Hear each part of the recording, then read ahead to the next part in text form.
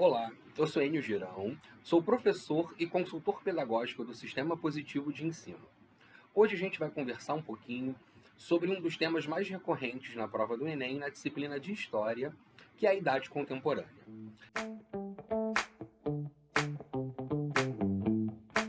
A Idade Contemporânea começa no final do século XVIII e vai até os dias atuais.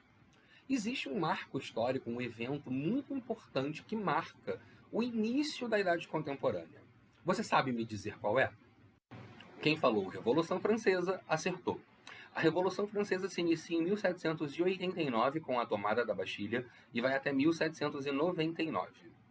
A Revolução Francesa se caracteriza por uma série de reivindicações de direitos sociais por parte do povo francês. É importante a gente ressaltar que a sociedade francesa da época era composta por três classes sociais.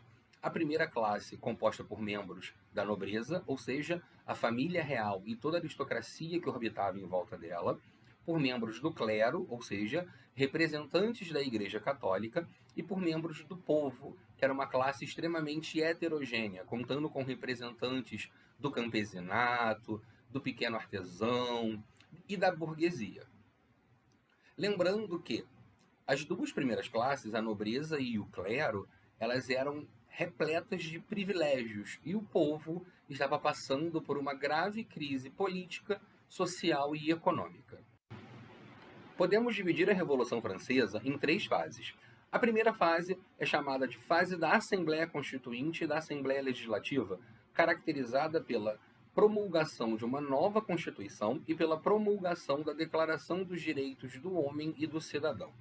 A segunda fase, conhecida como Convenção Nacional, é a fase de instauração da República e também do chamado Período de Terror, onde o poder estava com os jacobinos liderados por Robespierre.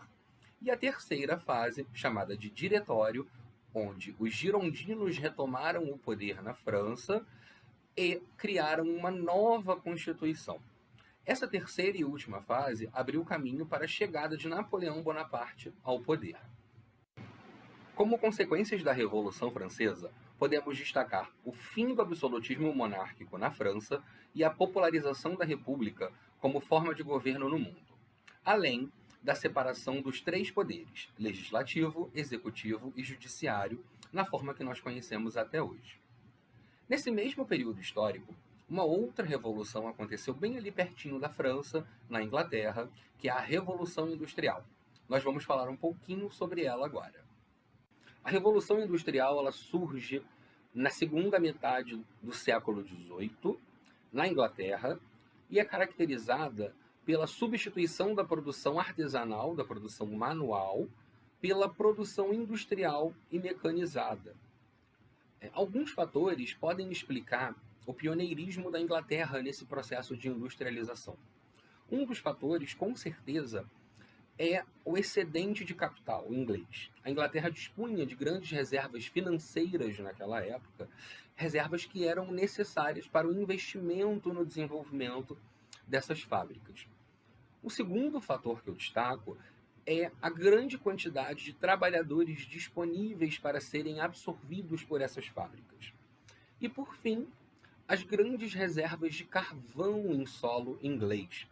A Inglaterra dispunha de uma quantidade significativa de carvão, o que era muito importante na época, uma vez que as máquinas desenvolvidas naquele período, elas eram movidas a vapor, e o carvão, então, era a principal matriz energética do período.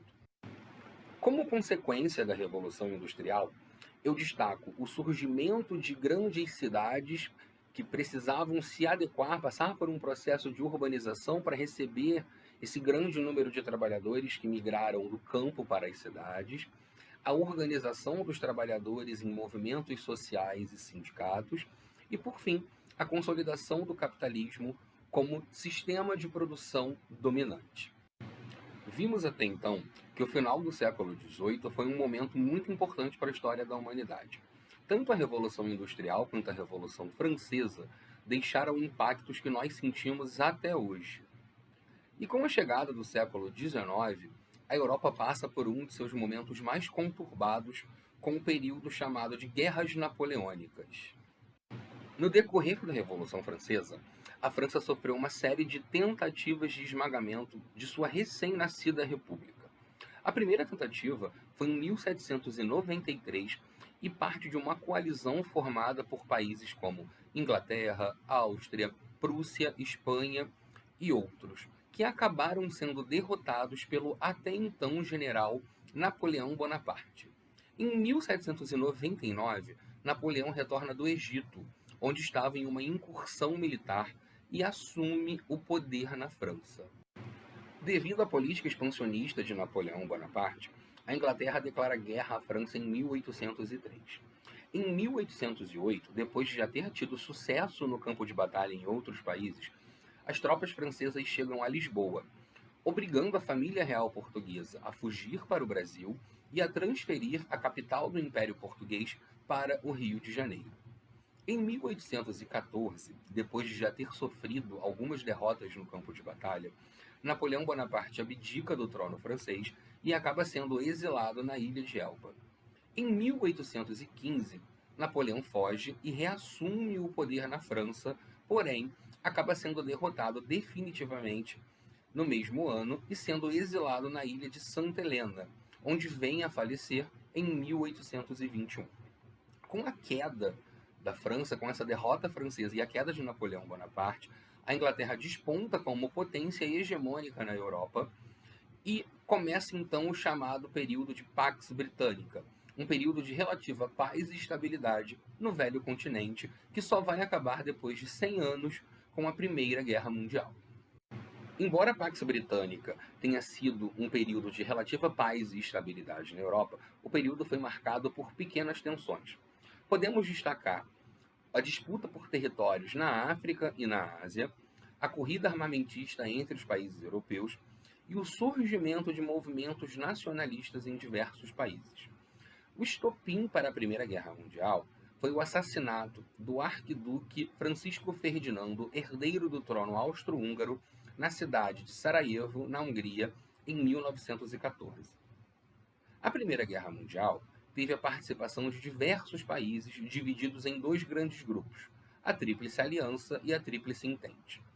Como participantes, como membros da Tríplice Aliança, eu destaco a Alemanha, a Itália e o Império Austro-Húngaro, e como membros da Tríplice Entente, a Inglaterra, a França e a Rússia.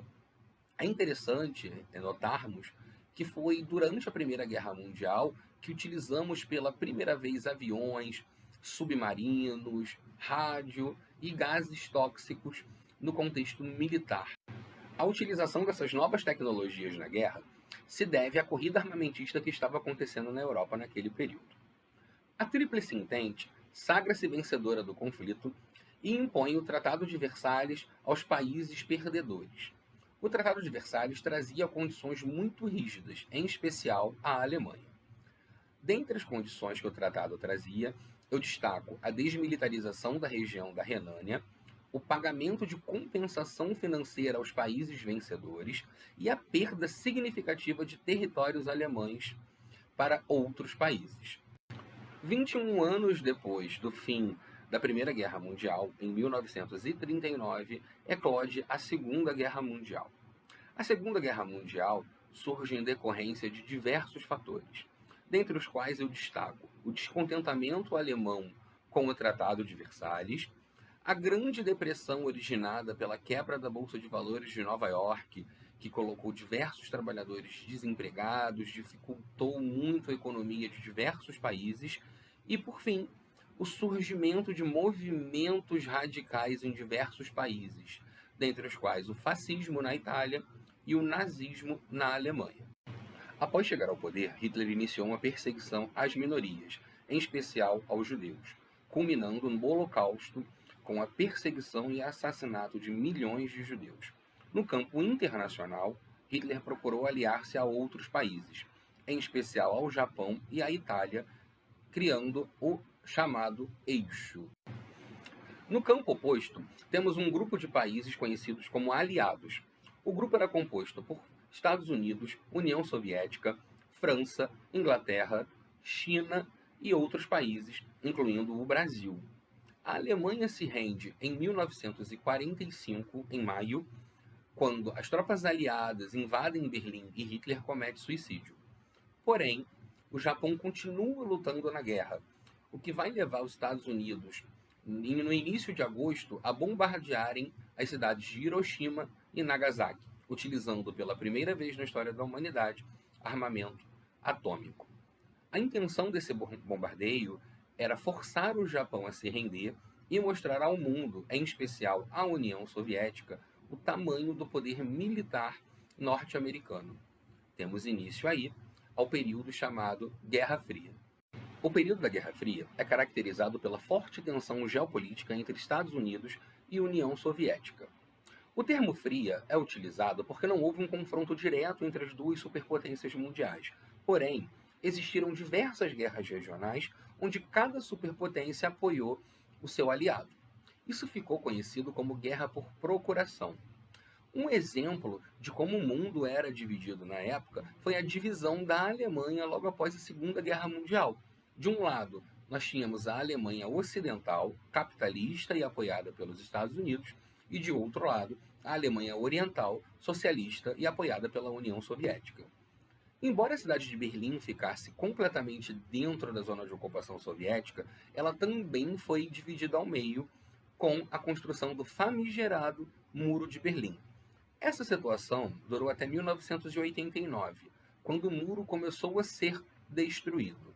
Isso aconteceu porque, na época, a União Soviética já dava sinais de enfraquecimento, o que de fato acabou acontecendo em 1991 com a sua dissolução.